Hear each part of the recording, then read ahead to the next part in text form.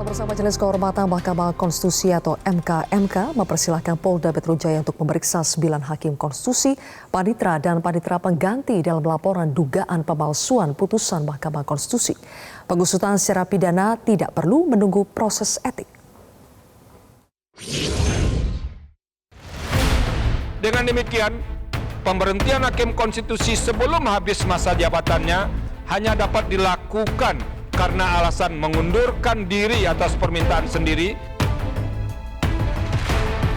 Sejak Senin lalu, Majelis Kehormatan Mahkamah Konstitusi atau MK yang dikomandani I Dewa Gede Palguna sudah mulai bekerja untuk membongkar skandal pemalsuan putusan Mahkamah Konstitusi terkait uji materi pencopotan Hakim Konstitusi Aswanto oleh DPR 29 September lalu.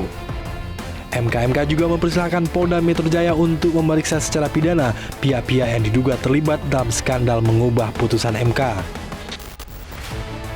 Dalam laporan yang diajukan oleh advokat Ziko Leonardo Jagardo Simanjuntak, pihak-pihak yang dilaporkan antara lain 9 hakim konstitusi, panitera dan panitera pengganti. Pengusutan secara pidana dinilai jauh lebih penting, sebab hal ini menyangkut dengan marwah MK yang dikhawatirkan berimplikasi pada rusaknya sistem demokrasi dan konstitusi di tanah air. Saya minta Mabes Polri tanpa diminta harus proaktif untuk melakukan pemeriksaan, penyelidikan terhadap perubahan putusan Mahkamah Konstitusi. Siapa yang melakukan perubahan itu dan apa motivasinya? Sejak kasus ini mencuat, pelapor yakni Ziko Leonardo Jagardo Simanjuntak yakin bahwa praktik lancung ala penjaga konstitusi itu dilakukan secara terstruktur dan sistematis. Ziko pun berharap kasus ini tidak menguap dan hanya berhenti di level pegawai saja. Apalagi dalam sejarah MK berdiri, tak pernah ada keteluran seperti ini. Ini kan perkara pidana, pemalsuan surat. Pemalsuan surat dan tujuan untuk apa? Mengesahkan penggantian Pak Aswanto yang tidak berdasar hukum. Itu kan tujuannya. Jadi siapa pelakunya?